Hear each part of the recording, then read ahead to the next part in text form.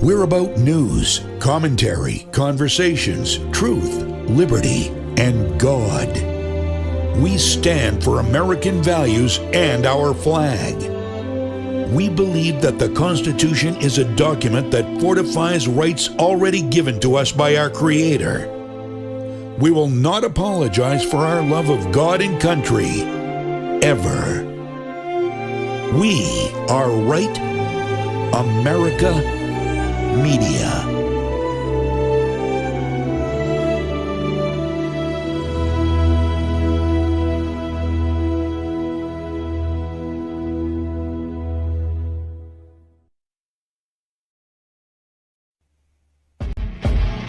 It's the Elsa Kurt Show with Clay Novak.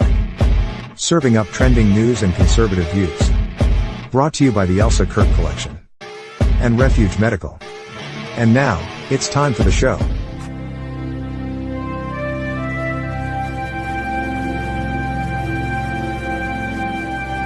Oh, well, hey, how are you, Clay? I'm good. How are you? I'm good. Listen, I know that you are better than good. You are great because you have exciting news. Let's go ahead and start with that, and then we'll do all our other little stuff and things. Tell everybody what's going on. Yeah. So as you know, in the way that you and I met, I'm an author, and my first book was released a couple of years ago. Keep Moving, Keep Shooting. And since then, a lot of things have progressed. I've changed publishers, and thankfully, after a few years and a lot of people asking, begging, yelling at me, threatening me, the sequel is coming out this coming Tuesday. The sequel to Keep Moving, Keep Shooting is titled Cross to Bear, and it will be available for purchase Tuesday at Amazon, Barnes & Noble, and other various locations for your ordering. So very, very happy about that. It's been a journey. And oh, by the way, if you purchase it, there's a sneak peek into book 3, which is also already done. And yeah, so that's the big news. Tuesday's the big day. Big day Tuesday. Very exciting. I love new release weeks. They're so fun, but there's so much that you do in preparation for it, right? It's like, it's a little overwhelming. So when the release day actually comes, you actually get to like kind of breathe a little bit. So yeah, so that's like insider information. There's so much stuff, guys. We'll take some time one day and kind of talk about that for anybody who's interested in authorship stuff. We geek out over it. So we could probably take like a whole 60 minutes of just talking book stuff easily. But guys, make sure you stay to the very end, or listen, if you got to go get some popcorn or get to a drink or go to the bathroom, whatever, hurry up and come back for the end of the show, because we have a special teaser for you at the end too. So that I would love for you guys to see. Yeah. So that'll be super fun. But in the meantime, we have quite a few topics. We kind of called it a slow news week, but we still have like 7 topics, right? Yeah. At first I did. I was like, oh, it's a slow news week. When I pick topics, as I normally do, and send them off to Elsa on Tuesday morning. And I was like, oh, it's a slow week. And I was like, topic. And I was like, maybe it's not so slow. And then you came back and added another one. I did. I couldn't resist it. All right, guys. So here's what we have coming up, and we'll be right back after this, and we'll start talking about it. Another week, another pile of headlines the media mangles. Rosie O'Donnell rushed to blame MAGA for a Minnesota shooting. Facts proved the opposite. Chicago leaders pretend crime is down while families still duck bullets. Epstein victims demand unredacted truth. Jerry Nadler bows out as Chelsea Clinton circles in. And the U.S. Navy flexes muscle against cartels in the Caribbean. Oh, and Greta's back with her Gaza flotilla photo op, just in time for football season. Buckle up. This is the Elsa Kurt Show with Clay Novak. So as you can see, I had a little bit of fun with those images. I get a little chuckle out of my shenanigans there. So we're starting off, I think the last couple shows we started off with like just the heaviest stuff that we had to kind of just tackle and get out of the way. This one, the origin topic is obviously very heavy. That was our first topic last week. We talked about the shooting last week. And, yeah. I tune her out. I stop, it's hard because everybody else brings attention to her. I know that Rosie O'Donnell is one of President Trump's favorite people to go after. Yes. And she really stuck her foot in her mouth this time in her immediate reaction to the shooting. You said you've got video? I do. I do. So here it is. And I apologize, guys. She has this terrible habit of taking these videos that are like, practically right up to her nose. And it's not the most pleasant thing. But here's what she had to say. I think I have it in its entirety. So let's take a listen. Showed a shooting, and it brought me right back to Columbine in 1999 when I just could not get it through my head that students in America were shooting each other in schools. And this was a church inside a Catholic school. And what do you know? It was a white guy, Republican, MAGA person. What do you know? White supremacist.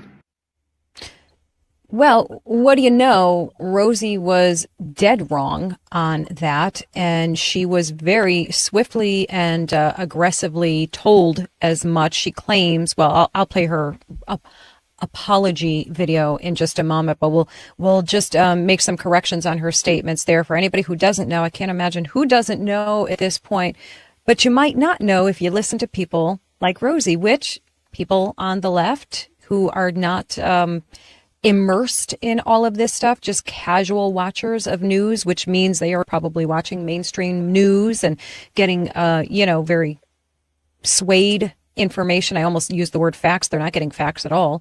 But the case was, as we well know, the shooter was anti-Trump. All of the facts of what happened undermine everything that she claimed in that video. So, so anyhow, so she gets wind of, she claimed she was away for a few days and, just came back to her phone and was like, oh, wow, what's this? And her apology is equally, if not more, insulting than her actual statement. So here, before you roll the apology, yeah, white male. Yeah, that's what she got right.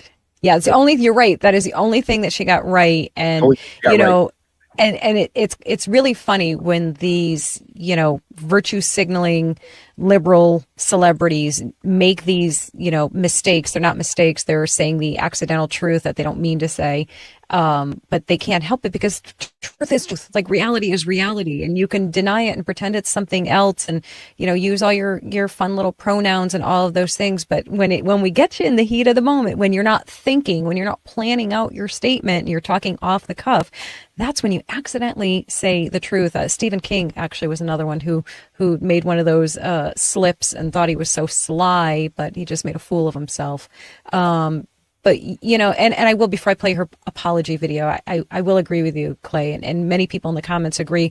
I've posted a video about it, gave a little commentary on it, and, and we all are of the same mind. It's not really an issue of us, like this side of the aisle. I hate saying that, but it's just what you have to say. None of us are buying any of these BS narratives, but unfortunately, there are people who are buying it. And this is why you have people like Rosie who have a platform to say the kinds of things that they're saying. So, my small hope is that if my video or someone like me or you who's making content about the things that they're saying and correcting them, maybe hopefully it gets over to the other side and somebody will see it and go, oh, wait a minute. I don't know.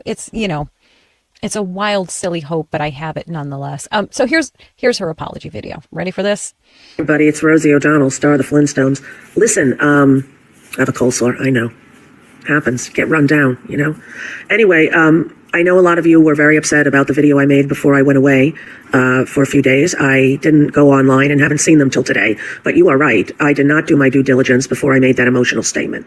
And I said things about the shooter that were incorrect. I assumed, like most shooters, they followed a standard MO and had standard, feelings of NRA-loving kind of gun people. Anyway, the truth is, I messed up. And when you mess up, you fess up. I'm sorry. This is my apology video, and I hope it's enough. So listen, this wasn't an apology video. This was a doubling down video. This was her doubling down on her rhetoric that, that according to her, most, if not all, of the mass shooters, with this one exception, apparently, they all follow the same MO, according to Rosie O'Donnell. And that same MO is that they are all NRA, gun-loving. Yeah. So, and I made a response video to that as well. So of course I did, right? I won't bother putting up here. You guys can find it on my page. But you know, the gist of it is one, I'm really sick and tired of everyone with a platform larger than ours, pointing these fingers at one particular thing, because I took the time, and I know there's lots of other people who also took the time to say, hang on a second, is it, you know, because the right there, I don't want to generalize. There are people on the right who are very quick and have been saying all of the shooters, mass shooters, have been transgendered people. What's going on here with the transgender community? And they're all this and blah, blah, blah. And we know that's not true. Like, if you pause for a minute, you know that's not true. And of course, the left is saying things like Rosie says, that they're all NRA, gun-loving, MAGA hat-wearing white men. None of these things are actually true, but there is only one truth that you can say uniformly for just about all of them, including the ones that were like criminally motivated, you know, maybe to cover up another crime or whatever the case is. The one similarity that they all have is mental illness. This is the topic. Mental illness is the actual topic. And in fairness, the percentage of trans-identifying shooters in these incidents is fractional. It's very small. The number of white supremacists claiming white supremacist shooters, even less, actually. But the one thing that stands true for all of them is that there are underlying emotional, psychological distress going on with these people. And they were allowed, for whatever reason, they were allowed to get to this point in their psychosis to do something like this that they have done. So I don't really understand why we're so afraid and careful about talking about that and naming it. And we're not. You know, the left is. The left doesn't want to call anything mental illness because they applaud and celebrate mental illness, clearly. So I have just run my mouth so much. Clay, speak, Clay. Speak. Yeah. No, your point about mental illness is spot on. We talked about the DSM-5 last week, no longer classifying, gender dysphoria as a mental illness. However, acknowledging that people who have or suffer from gender dysphoria have a significant percentage of them have other mental illness issues, etc. Yeah, there's the common thread amongst all of this is anyone who goes into any event, any location, whatever, with the intent to do harm to a number of people, any people, not just children, although that's primarily in this case, and obviously any school shooting, targets children. It's not just about hurting children. Anyone who has that mentality, it's a mental illness. I don't care if Las Vegas shooter, nightclub shooter, like, it doesn't matter. It is a mental illness issue. And you're right. There's, we're at a bit of a crux when it comes to, where is the line, right? On a person having the right to exist, the person having, the right to be whatever you want to call it, eccentric, whatever, before it becomes a mental illness issue. If you go back to when we were kids, I know this sounds a little crazy, but think back to cartoons, right? That were produced in the 40s, 50s, and 60s that we watched in the 70s, 80s, and even into the early 90s. You watch the old Tom and Jerry's, the old, literally crazy person, ambulance pulls up, two guys jump out, they slap a straitjacket on the guy, they throw him in the back of the truck, and he ends up in a rubber room. Listen, that is not all that far-fetched. Like, as a protective measure for that individual and for society, we used to do things like that, right? Right. Think about the mental institutions that no longer exist in the United States because we don't put people in them anymore, right? Until after the fact, when there's a criminal act associated.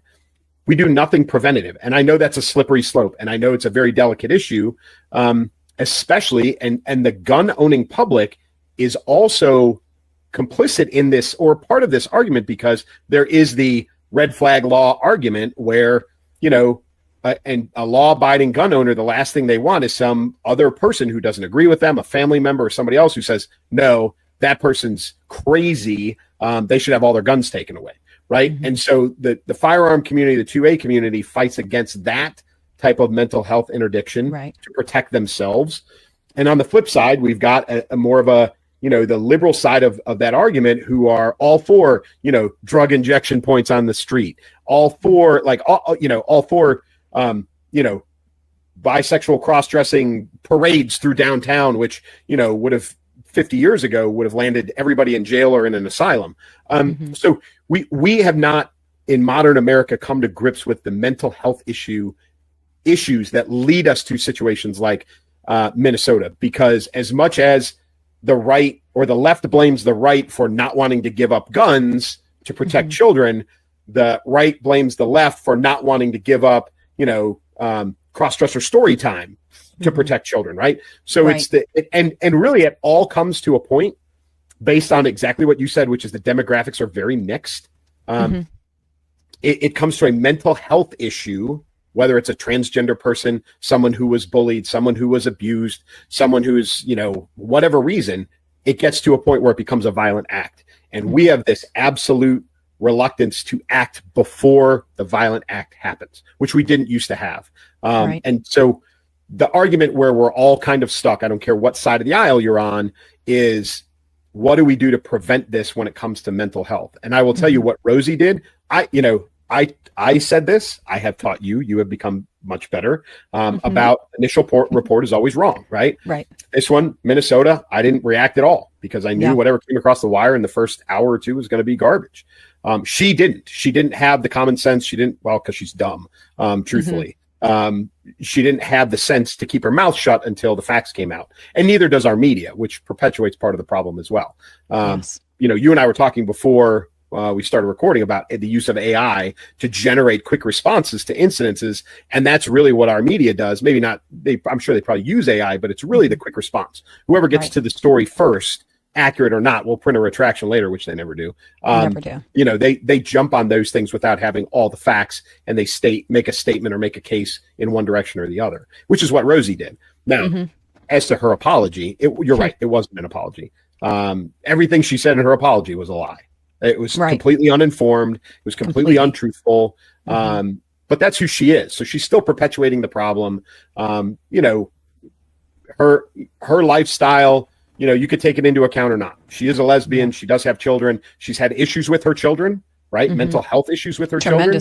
Tremendous issues. Tremendous issues. You could point a finger at her.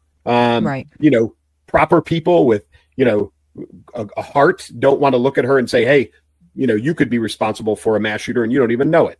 We don't have those conversations. And I hate to say this. Maybe we should. Yeah. Maybe we should. I don't know. Well, but mental health is, to your point, mental health is the culmination. It's the pinnacle of where all of this goes sideways. And we've got to figure out a way to address it. Right. And to your really good points too about both sides for different reasons and in different ways fighting against better mental health care or treatment or response to, and it is something that both sides can or should, I guess I can't say can, because obviously if we could, we would have by now. But it is certainly something that we should all be coming together on, because I think in the most general sense, I think there are a handful of things that we could all agree on, whichever side you're on. And I would like to believe that the first and foremost that we can all agree on is that we want and need for our children to be safe.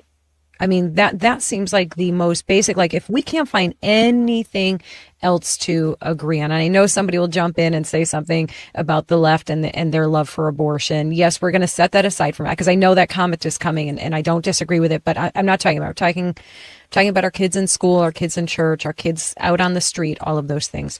So, I feel like we can come to that decision or conclusion that we all agree that children should be protected.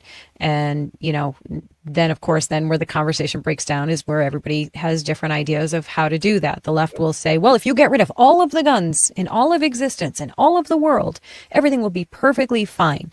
And the right pretty much just walks away at that point because it is such profoundly delusional, ridiculous thinking that you can't even have a conversation. So I I wish I had, believe me, I wish I had the answers. I love being right about everything. We've had that conversation, how I love to be right. I know I'm right about this. What I don't know and can't even be right or wrong about is that I don't know what the solution is. Maybe we'll have to ask AI.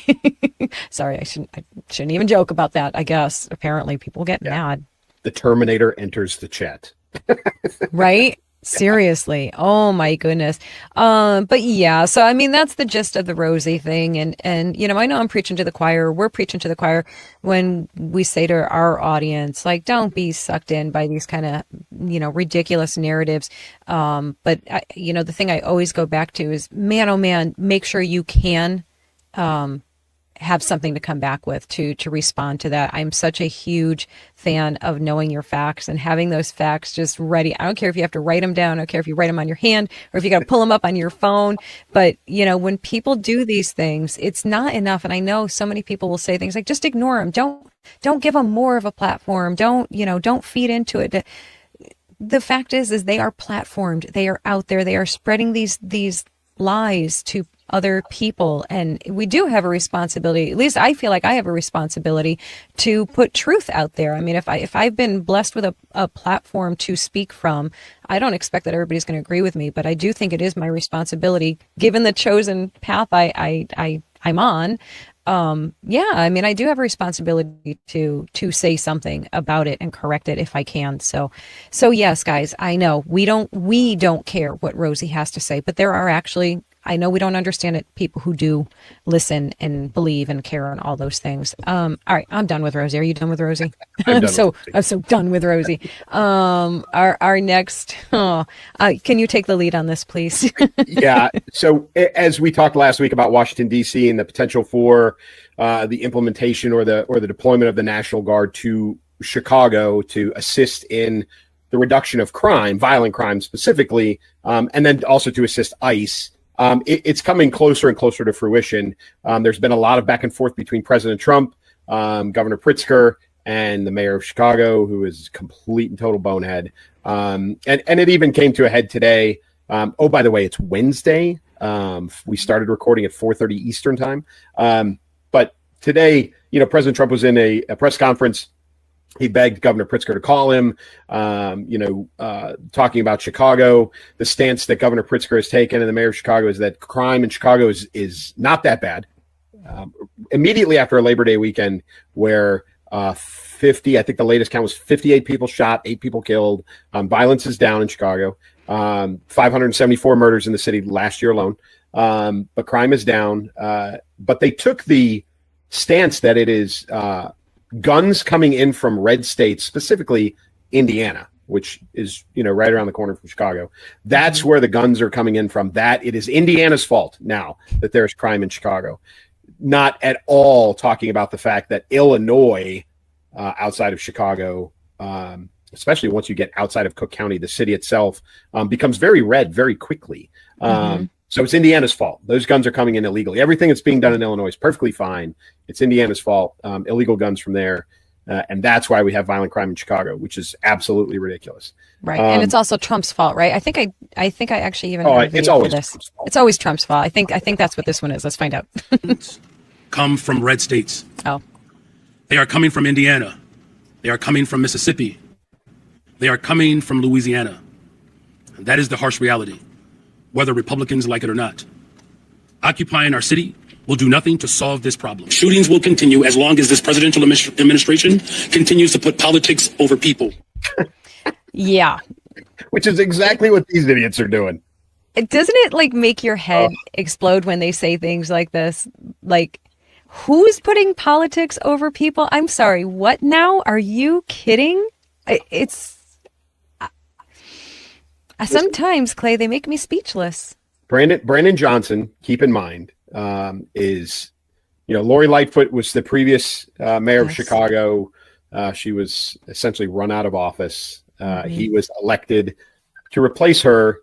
And in the conditions of that election, it was the highest percentage vote. And if I remember, it wasn't a majority. It was like the highest percentage. And there was because it was essentially an unrestricted election, there was a ton of candidates. I think he was somewhere in the 25 to 29% range. He just happened to get the most votes. So he's incompetent, and he's been incompetent since the day he walked in. Chicago never thought that things could be worse than Lori Lightfoot. Proved ourselves wrong yet again for this bonehead. And then of course we've got Governor Pritzker, who's truthfully never suffered. He comes from an extremely wealthy family. He was governor through COVID, which, he put a ton of restrictions on Illinois during COVID and then fled the state, was in Florida, was in Wisconsin, at his family's ranches doing work. I don't know if you've seen him, but him and Chris Christie have the same athletic build. So there's not a lot of work going on for Governor Pritzker, but especially not ranch work. But regardless, both of them have only the interest of politics in mind when it comes to this. They're not, they've totally disregarded, and we talked about Washington, D.C. last week. They've totally disregarded the short-term success of Washington, D.C. In this. It can't have that. It won't work in Chicago. Okay, well, why not? And they can't give you a reason other than the fact that Orange Man bad, Trump is bad. It's all Trump's fault. Blah blah blah blah blah. So it's all about politics. It's all about power. And to the city's credit, the citizens of Chicago who live downtown. I'm not talking about the white suburban soccer moms who are weighing in on this, who really have no business sticking their nose into what happens in the city. I'm talking about the folks that live downtown. Brandon Johnson got lambasted in a town hall meeting either late last week or early this week from the citizens of Chicago who live in the worst neighborhoods, who are begging to have help for the Chicago Police Department in the sense of the National Guard, President Trump sending that in, begging for it. And he just stood there stoically, didn't say a word, and then walked out. So he's probably listening to that 26% of the constituency that actually voted for him, and not the 70 whatever percent that didn't. But this is complete and total incompetency in the sense of they're not even willing to discuss or consider this as a possibility as a short-term solution to help fix the city of Chicago. Won't do it. And again, it's politics over people all day long, twice on Sundays. Yeah, no question about it. You're talking about Pritzker. I mean, this is the guy who, takes every media opportunity to say things like, I live in Trump's head rent free, outside, as he's giving his little press conference outside of a Trump office building, right? It's like, really, who's living in whose head rent free? I'm sorry, pardon me. I mean, everything for them is just a media opportunity for them, ways to line their pockets. And like you said, whoever Brandon Johnson is listening to, it's certainly not the people who are in the most desperate need. And that is truly the saddest part. And we talked about that with Lori Lightfoot too, that, she lived in her little gated community there and literally pulled officers, law enforcement from those impoverished, crime-ridden areas to protect her and her family or her wife or girlfriend, whatever the case was. I don't know. But to protect them. Hide the multiple instances of domestic violence. Yes. Yeah. Yeah. How about that? But no, nobody knows about that. Nobody talk about that. But, I mean, that's where you feel a little gut wrenched about it, because when you think about those people that are so desperate, they just want to, they just want to be safe. They just want to be able to go outside and go to the store and sit out on their front stoop on a summer night, and they can't do any of those things because it is so unsafe. And these people in their little ivory towers are, telling the world that no, they're fine. They don't need anything. Like, it's easy for them to say because they're not experiencing this. This isn't their life, and all the, I shared a picture. It was an image of, it was, I mean, I'll give you the literal, the literal description of it. It was a selfie of sorts of a bunch of white hands with one particular finger raised. I think, was it at Trump Tower? Yeah, it was at Trump Tower, right? Yeah. Yes. And, it was them giving the FU to Trump and to the administration for wanting to send help to reduce the crime in the area. And if that wasn't like the poster child of slap in the face is an insult to injury. That, nice and easy for you. You guys are going to get your lattes, your soy latte over at Starbucks, and you took your selfie with your iPhone, your latest iPhone, and you're just going to leave the area and be fine. So your big statement means absolutely nothing whatsoever to the people that are living this life right now and dealing with all of it. So shame on all of them. It is disgusting. And, my heart goes out to the people that are just trying to survive, just trying to raise their families, Awful. More, I guess we're on a roll here. Victims. Let's talk about victims. Epstein, this is pretty amazing. And I have video for that. I'm like on a video roll today. Wait, did I speak too soon? I do have video. So this just came out today. Again, to echo Clay, this is Wednesday for us. You're going to watch this Thursday night. We're going to be sitting watching with you and joining you in the comments. The Epstein victims, there was things released yesterday and today, or was that just today? 30,000 pages yesterday. Right.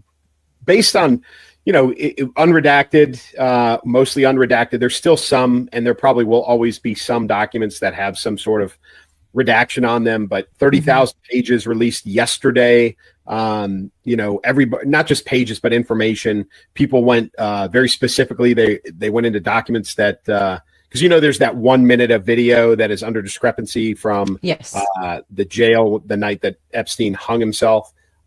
People went looking for that, but there's a lot of it released. And you and I have talked about this before. We talked about it in reference to JFK and some other things. When they dump 30,000 pages, although now with things like AI, it's a little bit easier to find what you're looking for. People still have to go through and search this stuff and find exactly the good nuggets in the middle of this. So the administration, Department of Justice, was subpoenaed by the House Oversight Committee to release these documents. The House Oversight Committee received them, they went through them, and then they released them. So that spurred what happened today, which was a press conference, a news conference, really, by a number of, and I don't know how many there were, but a number of the Epstein victims, these young women who were trafficked over and over again for, varying numbers of years, to come out and speak publicly. And they dropped a bit of a bombshell in this little press conference that they had. Yeah, we have it. Here it is, guys. And the secrecy, and stand with us in declaring that no one, no billionaires, no politicians, not world leaders, is above the law.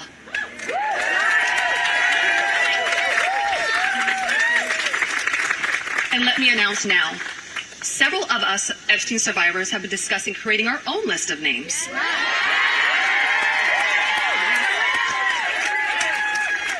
We know the names. Many of us were abused by them. Now together as survivors, we will confidentially compile the names we all know were regularly in the Epstein world. And it will be done by survivors and for survivors. No one else is involved. Stay tuned for more details on that.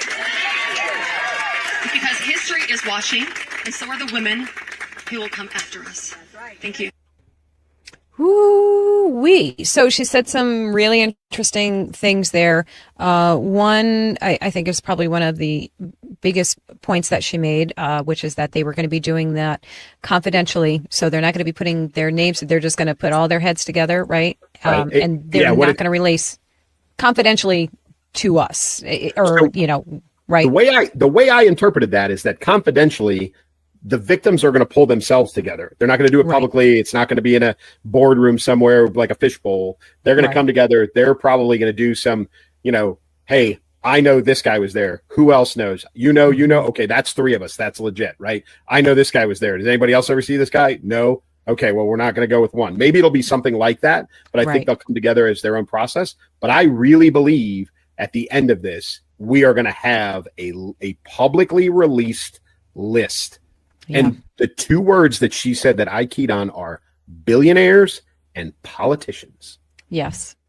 Yeah. The only thing that gave me pause for questioning was she said something to the effect of by survivors for survivors. And I didn't know if that meant like they're going to be disclosing that list. I'm assuming that list is going to get released, because for a moment I kind of took that when I first heard it, I'm like, does she mean that they're just going to release it to each other? Like this is just going to be an internal thing? Because they're, then you go the next obvious step. Well, if you're going to be putting these big names out in the public, you're going to be accusing them, outing them essentially. How are you going to protect yourselves from that? Obviously, being confidential, I guess you're not going to know who said what about who, just that it was a consensus. So, the biggest thing I pray for is their safety and protection, because, we know, we don't even have to say all of the things. That stands on its own, right? Right. That statement alone stands for itself.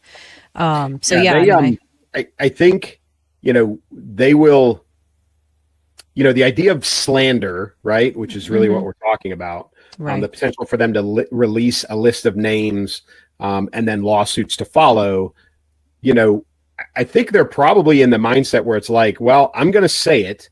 And if you're going to sue me, then I'm going to prove publicly that it's true. And if you're going to, and if not, then you're going to have to defend yourself and say why it's not true and provide some proof of why it's not true. So I think they're at this point now where they're like, nobody's going to sue us for anything. It's just going to go. It's just going to be out there in public. And then, they'll feel whether anything happens or not, whether it's enough to prosecute somebody, whether it's enough to hold anybody legally accountable.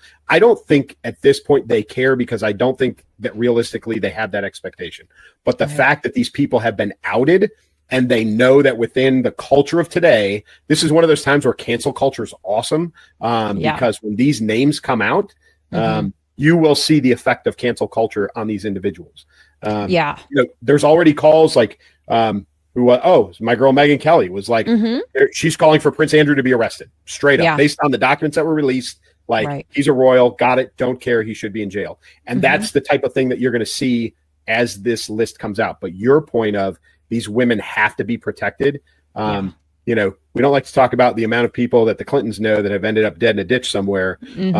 But Bill Clinton's name is on that list. He flew on that plane. We all know he was there, right? Many times. Right. And so your gut, anybody with any brains, goes to the exactly what you said, which is these women need to be protected from not just the Clintons, but a Clinton-like response to whatever list they put out. Yeah. Yeah. And by the way, I just saw it today and I didn't have time to grab it for us here. But I did see that there was an interview, and I'm sorry, I don't know who was conducting the interview, but with maybe about 6 survivors.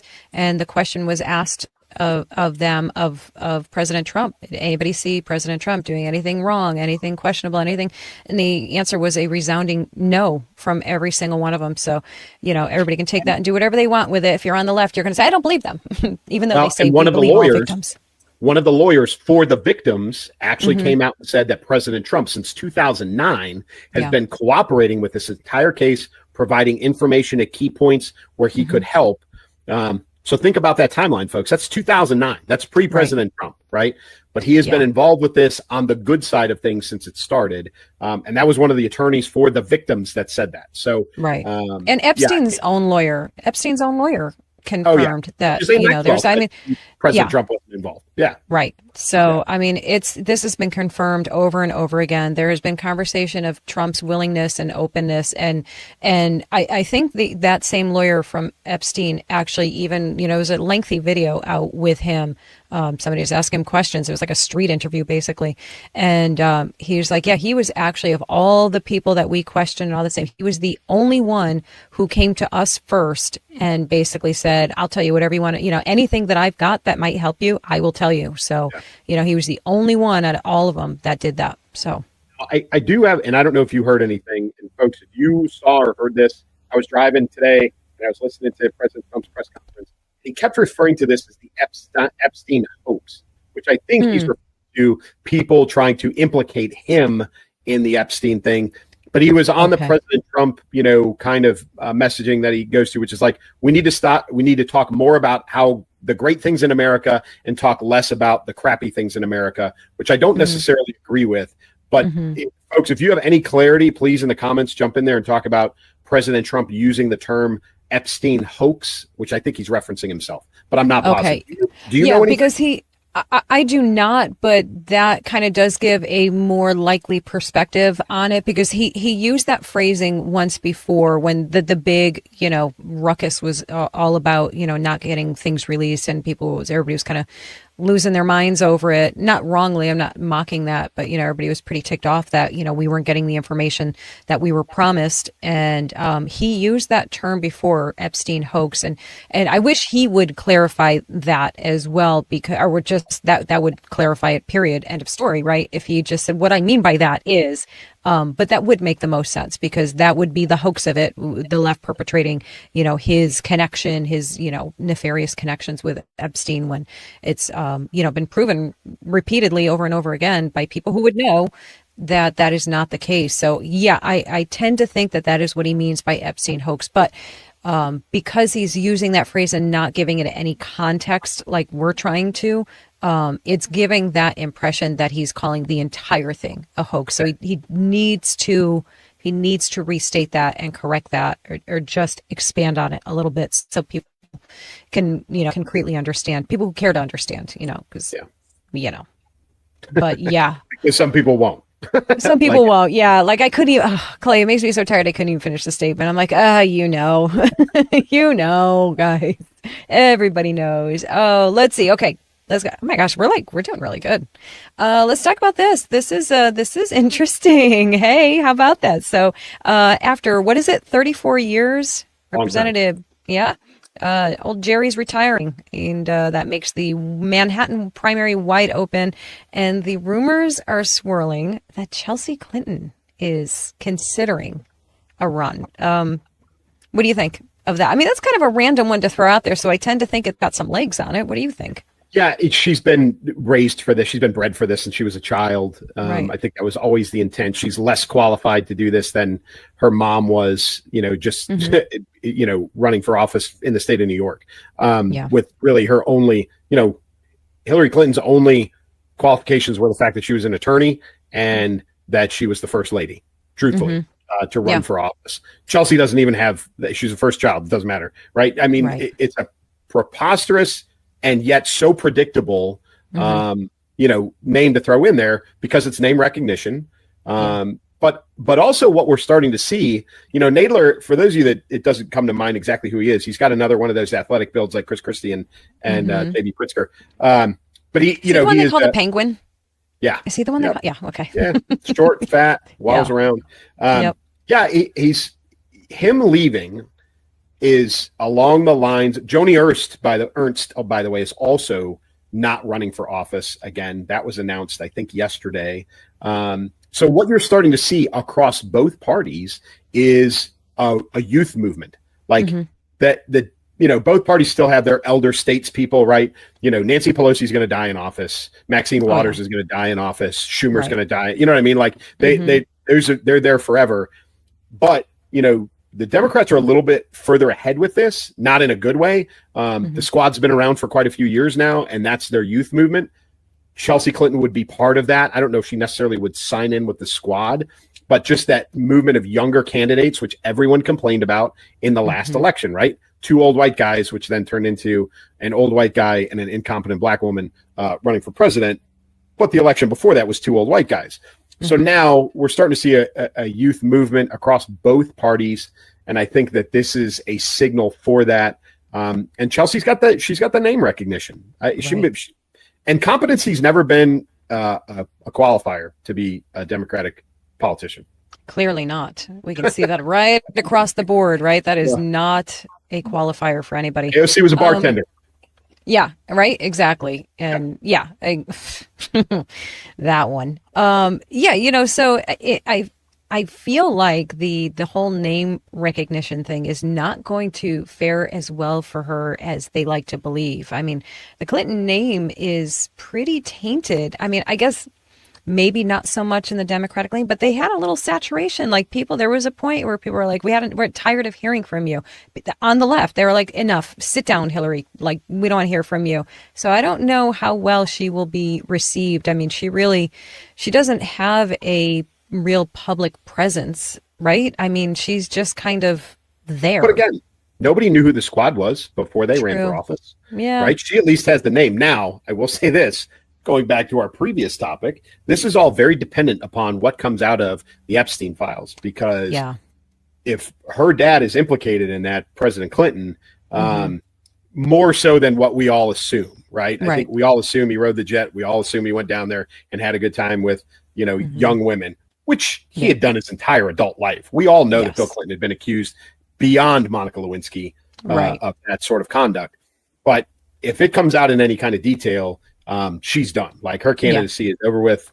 Oh, by the way, if you saw the other day, Bill Clinton got off the plane with an AED and it made headlines. I think that is also in preparation for him coming out as a very, very bad actor on the Epstein list. And then shortly after that, we'll be holding a funeral through the streets of Washington, D.C. for former president.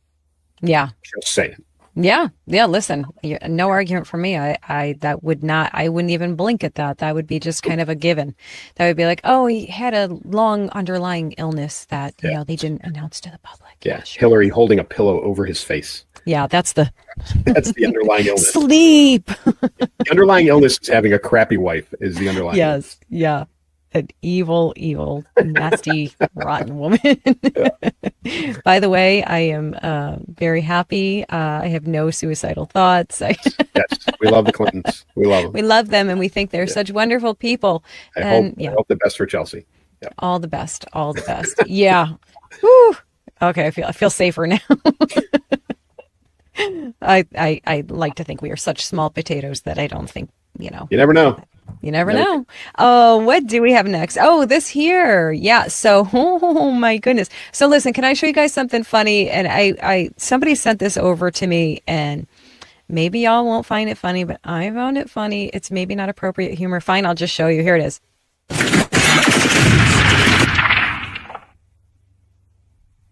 Come on. It was kind of funny. I thought it was funny. Somebody's going to tell me in the comments, it's not, that's not funny. People lost their lives. Oh, it's funny. I mean, it's fun. Thank you. Yeah. Oh, Thank you. Yes, I found it funny. So anyhow, let's see. So the U.S. Navy strike killed 11 aboard a Venezuela origin drug vessel. The target was tied to Tren de Aragua cartel. Senator Rubio confirmed Maduro is furious, and the message is U.S. will hit cartel routes even near Venezuelan waters. So that is, and we talked briefly before we started up here, that's basically President Trump saying, not playing, guys. And if you don't believe me, go ask those guys how serious I am. This is a great example of F around and find out. It is. For those of you that aren't tracking, we moved a significant number of ships. They're not boats. The Navy gets upset when you call them boats. They moved a number of ships down through the Caribbean and closer to the shores of Venezuela, still maintaining international waters. But that's because, Tren de Agua and other of the drug cartels have been designated as foreign terrorist organizations because of the amount of drugs and bad actors, people-wise humans, that they're pumping into the United States. So, President Maduro of Venezuela, who is an absolute lunatic. If you want to see how socialism doesn't work, just go take about a half an hour and do some research on Venezuela. And that's this guy. And so he's upset because he thinks that the United States is targeting Venezuela, in which case we've said multiple times it's just the cartels. But Venezuela as a nation is responsible for protecting, Maduro himself is in power probably because of the cartels. And then the amount of crap, drugs, bad actor human beings that are being moved into the United States. And President Trump said enough's enough. And so first opportunity of he said in the press conference I was listening to today, he said that they had voice recordings of people either on that boat or loading that boat, something to that effect, talking about that boat, saying that it's full of drugs. And so they said, they got into international waters and cleared hot. And, I'm pretty sure that was a drone and a Hellfire, which proved to be very, very useful and a significant part of my adult life. But they, they blew the boat apart in international waters, and now Maduro's upset. And so the question you've got to ask yourself is, why is he upset? Why are you upset, bro? Right? A boat full of drugs and bad people headed towards the United States. Why are you so upset about it? Yeah. And why do you think? Because that's who's paying his salary, Yes. Yeah. So be mad, cry harder, stomp your feet more. There's more of that where that comes from if you're not getting the message. And I, for one, absolutely love this move. I think it was, Way overdue. way long overdue, along with many of the things that Trump is doing. And this is sending such a clear, listen, everything that Trump has done since he's been back in office has sent very, very clear messages, and they are very successfully clear messages, because how many heads of state and political leaders came running at his beck and call, and came and bent the knee, and that's probably exaggerating, but pretty close to it, right? I mean, kind of close to it, that everybody showed up. He said, hey, come on over to the White House. Let's have a little talk. And they were like, shoom, shoom, shoom, shoom, shoom, all getting over there. So, the left can sit there and try, and because they're still trying to say that the world is laughing at us. They don't say it as much as they did his first presidency, his first term. They say it a lot less now, but they still try and float that out there, like the world is laughing at us. No, babe, they're not. Definitely not. Yeah, ask Maduro if he's laughing right now. So The only thing, and back to that press conference, the only thing President Trump, again, didn't do well in his messaging is he didn't emphasize, he actually didn't even say it, but he didn't emphasize the fact that the United States have declared the cartels as terrorist organizations and therefore viable targeting. He didn't say that, and that's part of the problem, because people are like, why you don't know why'd who you was do on that? those, could have been tourists, whatever. No. And again, in his messaging, he does need to use those talking points a little bit better to reiterate why we're doing the things that we're doing. I think those of us with common sense at all we understand why, but he needs to say it out loud. So it's quotable, right? And it's got to go into the news cycle, and people have to see and know and understand. But that was a message sent, and I can promise you that is a message received. I think the next one, or coming soon, because now we've hit a boat, right? Right. The next one is going to be a plane's going to get shot down. I would bet money that it's going to happen. Be some low flying aircraft that's full of drugs that's going to get blown out of the friggin' sky. Mm-hmm. Yep. Yeah. Again, like you said, F around and find out.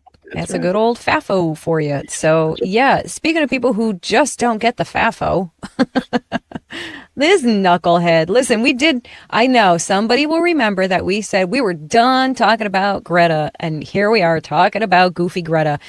I mean, the silly, stupid girl. We are all so done with her. She has rejoined a Gaza-bound flotilla. Weather, however, forced a return to port, but organizers plan to try again. Israel calls it Hamas propaganda theater. Activists call it humanitarian duty. I mean, again, it's a flotilla. It's not, it's a little baby boat with a couple sandwiches. It's so dumb. It's a stunt. They got a couple sandwiches, and they started with, I think the number of boats is 70. Now, I don't know the size, right? You can assume that a significant number of those are not going to make it, because I think they're departing from Spain. Is that what I saw? I think so. The entire length of the Mediterranean, which is not necessarily an easy thing to do. Go the entire length of the Mediterranean with 70 boats. You can assume that many of those are not going to make it. Then they're going to get all the way to the eastern shores, of the eastern half or end of the Mediterranean, to run into an Israeli blockade around Gaza, right? Which they're not going to get through. And even if they did get through, there is nowhere for them to offload anything into Gaza. There is one small fishing port, and that's it. There's no massive dock system. There's no there's no shipping point. There's no shipping port. There's nothing. So this is, like you said, perfect word. It's a stunt, which will amount to exactly nothing. Absolutely nothing. She gets her little headlines again. She gets podcasters talking about her for a hot minute. None of that makes her any more likable, valuable, useful, or anything. It just makes her fodder for what I think will probably give her a grand total of 3 minutes of time here. That is all. She's in her 20s now. She's 20 She's been something for a long time. since she was 12, right? My goodness, girlfriend, your 15 minutes has been up for a long time, but you are milking every spare second of it. So listen, I'll tell you what, I don't know what actually motivates this girl. If she is getting, I don't know if she is getting filthy, stinking rich. I for some reason, I kind of feel like she's not. Like, I think she's actually, Her I could be parents dead are, wrong. Her parents probably are. Yes. I think she genuinely believes what it is that she's doing. Like, she's so passionate about what she wrongly believes. At least I think that she is. I mean, she just actually, I still, again, you guys are going to get mad at me. I still find her to be somewhat innocent in the sense that I think she is so profoundly brainwashed and controlled essentially by these groups. And if I'm wrong, I will own it. I will admit it. If something comes out.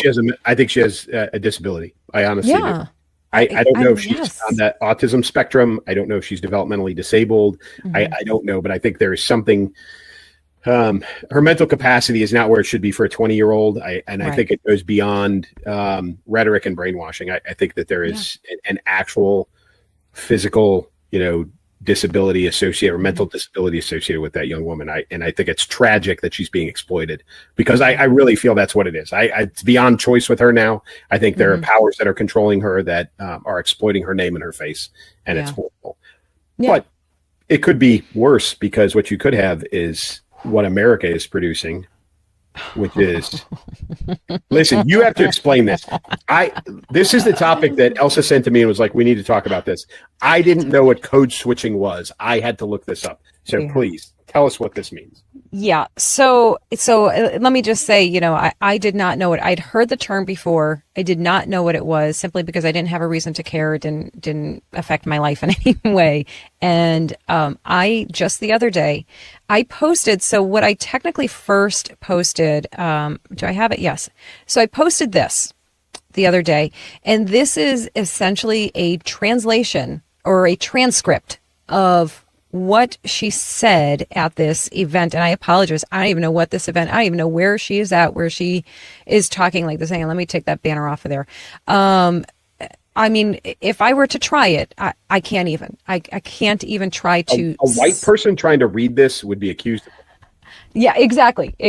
So, yep. No. And so, by the way, one of the places that I posted that was LinkedIn. And I don't know why I love to fire up LinkedIn. I don't know why I like to. It's just too easy. It's like, what is that? What's that saying? Shooting fish in a barrel? Is that what that saying is? Did I even get that right? I don't even know. But that's what it's like. And, it's too easy to get somebody rattled up. And sure enough, some pearl clutching Karen jumped in the comments section. She's like, how dare you? That is thinly veiled racism and blah, blah. I'm like, no, it's just exactly what she, right? I'm like, no, it's literally what she said and how she spoke. And by the way, if anybody's being racist, it's technically Jasmine Crockett, because she is under the impression that that is how you should be speaking to certain parts of your constituents. So I feel like that might be a little bit racist to presume that they are too stupid to understand standard English, and which, by the way, she speaks that perfectly fine. So let me give you, so somebody else in the comment section said, Elsa, please tell me there's a video of this somewhere. There can't be. There's no possible way. To which I said, oh, why, yes, there is, my love. And here it is. These people, they are crazy because they always talk about how Christian they is. Yeah, I don't know how many of them on that side are getting divorced because they getting caught up sleeping with their co-workers, staffers, interns, all the things. Yeah, you ain't got to believe me. Just go Google. You'll find some of it. I'm telling you. And the wives is being messy.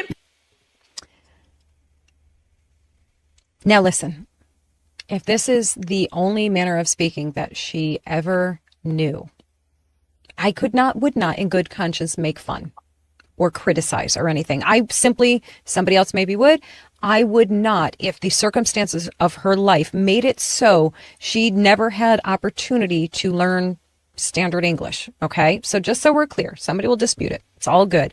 But I just so happen to have proof that this private school educated young woman is well capable of speaking normally. And here it is. Good to see you in the new year. No one could have told me that when I went down to Austin, now it looks like a little bit over a year ago, that I would be running for Congress. That girl, that young woman is adorable. She's well-spoken. She's seemingly delightful, exuberant and excited for her journey. I don't know how she went from that woman to that creature that we showed.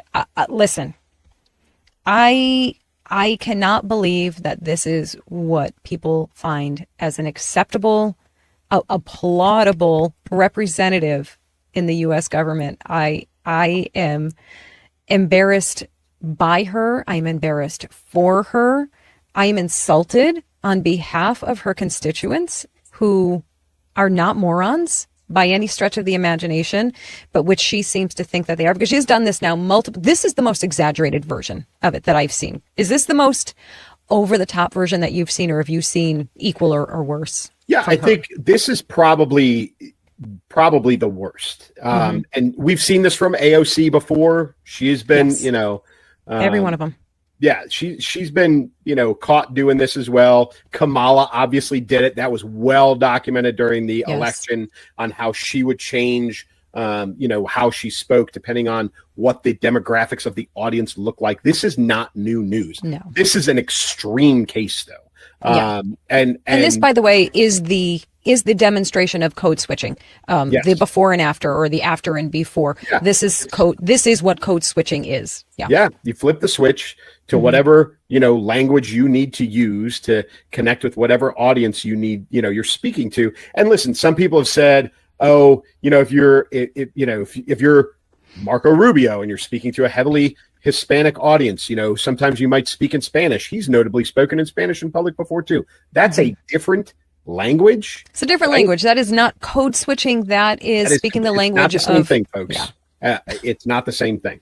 And so Jasmine Crockett, who very soon is going to be out of a job, thank God, because the state of Texas, basically wrote her district off the map. And this is, a good thing for the state of Texas and for a constituency. But this is shameful. Like any politician that will lower themselves to this should be ashamed, truthfully. Yeah. It's dishonest. It doesn't serve anyone well. And truthfully, it just shows how little integrity you have as a person, let alone as a politician. Yeah. And, this is another example of, and we've talked about it in different contexts before, about the conduct and behavior of members of Congress and government leaders, officials, and how they should be publicly behaving. And that is, simply to uphold a standard of conduct, of dress and speaking and behavior and all of those things. And I, for one, would really, really like to see that enforced. And I don't really know how it gets enforced. I mean, I guess it's by, what's the word I'm looking for when they shut them down there in Congress? I can't even come up with it. They have all the rules, right? They have all the rules within, it's the rules of order, I think, rules of conduct, but there's a fine system in place, and there's some other things, if censured, is it censured? If their conduct is so severe, they can be censured. In fact, the New Jersey Congresswoman who assaulted the federal officer a few months ago, they just voted on her censure today, which got denied. So she's not going to be censured. There was a number of Republicans that did not blindly follow party lines. Okay, fine. I can appreciate that. And of course, the entire Democratic side voted not to censure her. So a few Republicans flipped over, and she's not going to be censured. But that is one of the things, the highest probably punishment that can be inflicted is to be censured out. Most of these people don't care about fines and whatnot. But rules of conduct matter, and we should expect more.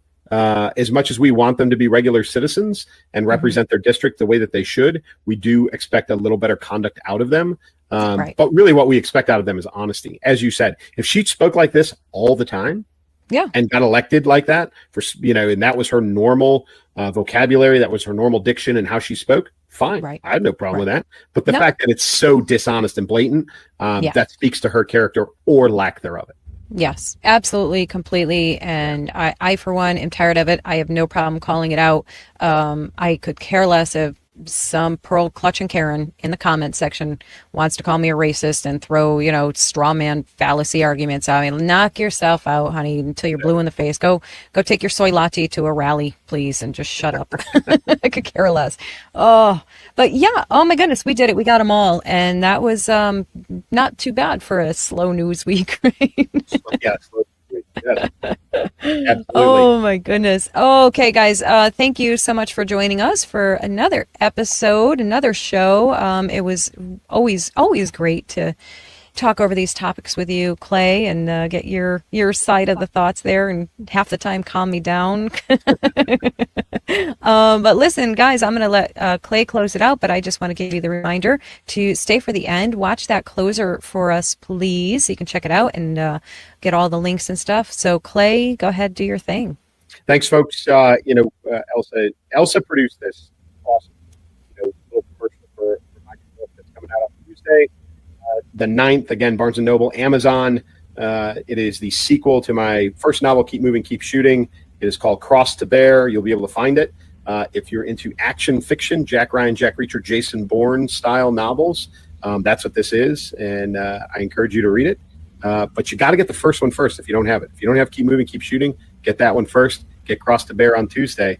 And until next week, keep moving, keep shooting. Take care, guys. Combat veteran Terry Davis thought he left the fight behind.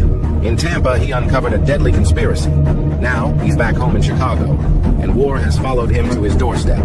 Gangs armed like soldiers, a shadowy enemy rising from the past, and one man who refuses to stand down. From the quiet suburbs to the shores of Lake Michigan, Terry Davis will risk everything to protect the people he loves, because that is his cross to bear.